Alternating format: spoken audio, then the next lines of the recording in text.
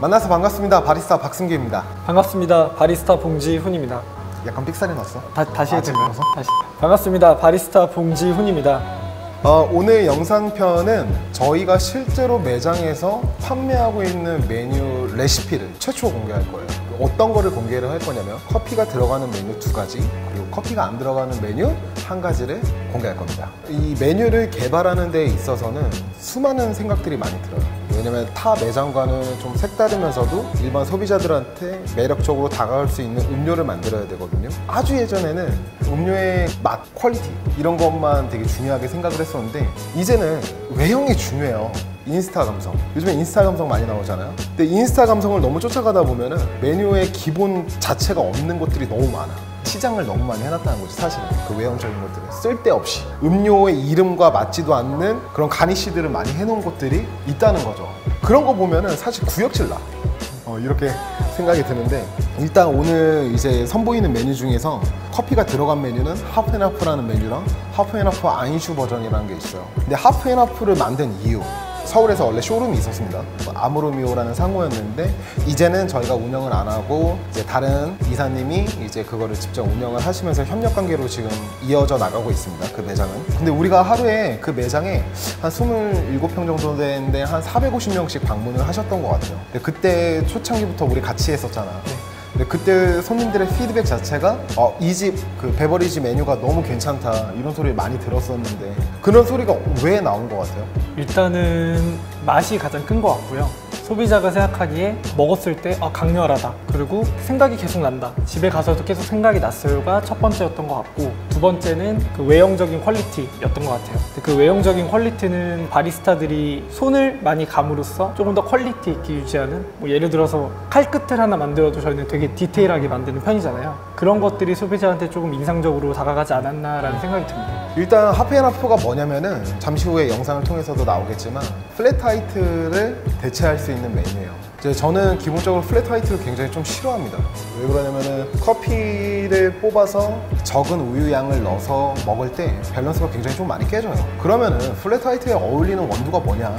굉장히 좀 라이트하고 그리고 내추럴 풍미가 나는 것들이 훨씬 더 잘 어울리게 되는 것 같아요. 그래야지 진한 맛이지만 밸런스가 맞거든요. 근데 보통 매장들 보면요, 다크한 로스팅 갖다가 플랫 화이트 색감만 이제 되게 예쁘잖아. 사실 우유 적은데 막 거기에 커피 내려가고 있는 모습들 보면은 진짜 예쁘다고. 근데 그런 것들은 진짜 밸런스가 깨진 것들이 되게 많아. 지푸라기 맛 나는 것도 많고. 그래서 그 메뉴가 너무 싫었는데 어떤 소비자가 오더니 플랫 화이트 없냐 이렇게 질문을 하는 거예요. 그래서 우리는 플랫 화이트 같은 거 안 한다 이렇게 얘기를 하니까 이 매장 진짜 스페셜한 것 같지 않네? 이런 눈빛을 좀 보내더라고요. 근데 몇 분이 그러셨어요. 그래가지고 짜증나서 만들었습니다. 하프앤하프라는 메뉴. 그래서 하프앤하프라는 메뉴를 설명 한번 해주시죠. 음료를 만들면서 레시피까지. 네, 하프앤하프를 만들어 보겠습니다. 일단 동물성 크림 20g을 넣어줍니다. 그리고 식물성 크림 20g을 넣어줍니다. 메일 오리지널 우유 40g을 넣어줍니다. 바스푼으로 위 재료들을 충분히 저어줍니다. 너무 국어사전처럼 하는 거 아니야? 네, 그리고 저희 샵 8.5 다크 에스프레소 블렌딩을 넣어주겠습니다.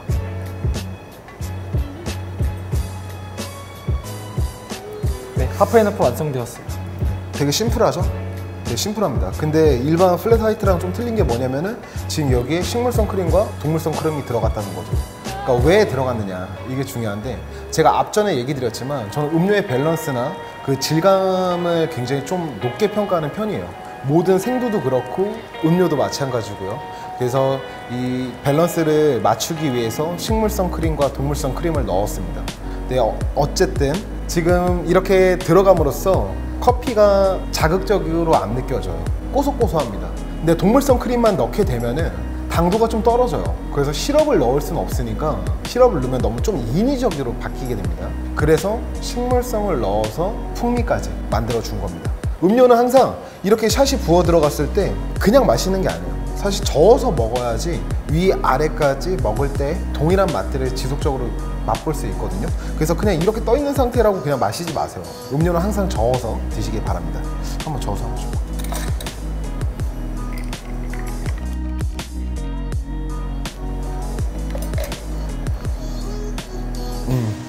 컵 커피의 맛도 좀 진하게 느껴지고, 근데 이 커피에는 저희 다크 블렌딩이 들어가 있어요. 근데 어떤 에스프레소 블렌딩을 쓰느냐에 따라서 이 메뉴의 레시피는 변형돼요. 그렇기 때문에 이 레시피 그대로 지금 사용하시고 있는 매장에 다크 원두 갖다가 만든다고 해서 똑같은 맛이 나올 수 없습니다. 그래서 항상 내가 쓰는 원두에 맞춰서 비율을 정하는 게 가장 좋아요. 그리고 저희는 다크 블렌딩 8.5라는 제품의 주 베이스가 콜롬비아입니다. 콜롬비아 마이크로트, 그리고 콜롬비아 스페셜티, 그리고 에디오피아 내추럴, 그리고 인도가 들어가게 돼 있어요. 그러니까 아무리 로스팅 포인트를 좀 더 진하게 가도 질감이 어느 정도 무게감이 살아있고 산도가 어느 정도 나옵니다. 근데 우리가 다크 로스팅에서 너트한 향만 나면 안 돼요. 약간의 산도가 나와야지 그 감칠맛 때문에 훨씬 더 소비자들이 색다른 경험을 하게 돼요. 근데 자꾸 너트한 커피로만 하게 되면은 고소하잖아요. 사실 우유가 지금 식물성도 그렇고 동물성도 그렇고 뭐 다 고소한데, 고소한 커피가 들어가 피면 임팩트 자체는 좀 떨어지게 되어 있습니다. 그래서 에스프레소 블렌딩을 어떤 걸 사용하느냐에 따라서 메뉴 비율이 좀 틀려진다는 거 꼭 명심하시기 바랍니다. 자, 그러면은 그 다음 하프앤하프 아인슈 버전을 만들어 볼 건데요. 하프앤하프 아인슈 버전은 뭐냐면 일단 달콤해요. 그러니까 지금은 담백한 버전이거든요. 이 버전에서 이제 달콤하게 변형시킨 음료입니다. 준비해 주시죠. 네, 하프앤하프 아인슈 만들어 보겠습니다. 아까와 동일하게 동물성 크림 20g을 넣습니다. 식물성 크림 20g을 넣어줍니다. 메일 오리지널 우유 40g을 넣어줄게요. 직접 수제로 끓인 바닐라 시럽 5g을 넣어줍니다. 동물성 크림과 식물성 크림을 블렌딩한 스페셜 크림 2스푼을 위에 넣어줍니다. 샵 8.5 블렌딩 다크 에스프레소를 위에 부어줍니다. 코코아 파우더로 가니쉬를 해줍니다. 크림을 위로 올려서 음료를 마무리해줍니다. 하프앤하프 아인슈입니다. 이거 먹는 방법은 이 커피 같은 경우에는 크림 위에 에스프레소가 위에 올라가는 게 포인트여서 소량만 떠서 크림하고 에스프레소를 드셔보시고 이 커피와 크림의 풍미를 같이 느껴주신 후에 아래까지 충분히 저어서 섞어 드시는 것을 추천해드리고 있어요. 일단 위에 크림만 떠먹으면은 카카오 파우더 때문에 약간 아포가토를 연상시키는 느낌이 있어요. 에스프레소랑 이거는 이제 바닐라 시럽을 넣어서 단맛을 좀 극대화시킨 거고, 그리고 크림을 이제 쳐서 올림으로써 질감을 높였다. 하지만 그 크림이 너무 달콤하면 안 돼요. 기본적으로 지금 바닐라 시럽이 들어가 있기 때문에 많이 달콤하게 만들면 큰일 납니다. 이 메뉴 같은 경우에는 실제로 저희 매장에서 가장 잘 나가는 메뉴 중에 하나죠. 실패할 일이 없어요. 왜냐면 달콤하기 때문에. 이제 이렇게 생각하시면 돼요. 내가 너무 스트레스 많이 받아서 카라멜 마키아토를 사 먹으러 갔는데 덜 달아. 덜 달면 짜증난다고. 단 커피는 달게 만들면 되는 거예요. 다만 커피가 어느 정도 견딜 수가 있어야 된다는 거죠. 그렇기 때문에 블렌딩 제품이 중요해요. 이런 파우더나 시럽, 소스 이런 거에서 이겨야 돼요. 그 블렌딩이, 그 맛이. 그걸 뚫고 나와야 된다고요. 그래서 여러분한테 얘기 드리고 싶은 건 단 메뉴를 만들 때는 달콤하게 해주세요. 단 커피 맛이 나는 범위 안에서. 그리고 산미가 있는 커피면은 주시하게만 만들면 돼요. 근데 이거 산미 있는 거를 비터를 나오게 만들면 안 되는 거고, 반대로 이제 얘기를 드리자고 하면 그렇게 해서 메뉴를 만들게 되면은 좀 재밌습니다. 자, 그러면은 마지막 메뉴 시그니처 아이스티 만들어 드릴게요. 네, 그거에 대한 설명 좀 해주시죠. 시그니처 아이스티 같은 경우에는 딱 떠올리면 여름이 떠오르는 과일 계절 메뉴라고 생각을 하시면 더 편하실 것 같고요. 라임 민트와 백차 베이스가 이루어진 새콤하면서 달달한 느낌의 음료라고 생각하시면 더 편하실 것 같습니다. 네, 그러면 시그니처 아이스티 만들어 드리도록 하겠습니다. 일단 시그니처 아이스티는 생라임, 그리고 이제 오스터버그사의 라임 민트 퓨레, 리시에서 지금 출시되고 있는 블렌딩 티 백차 베이스를 약 5분간 우린 티 150ml, 그리고 생라임 가니쉬를 사용하도록 하겠습니다. 일단 시그니처 아이스 같은 경우에는 생라임을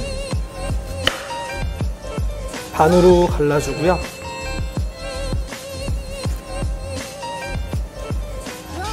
슬라이스 가니쉬도 이렇게 하나 만들어줍니다. 얼음을 소량 담아 놓은 후에 생라임을 착즙해주세요. 이때 중요한 거는 보통 생과일을 착즙하시는 분들 중에 이 과일즙을 완전히 착즙을 안 하시는 분들이 있는데, 이렇게 옆면으로 돌려서 충분히 라임즙을 착즙해줍니다.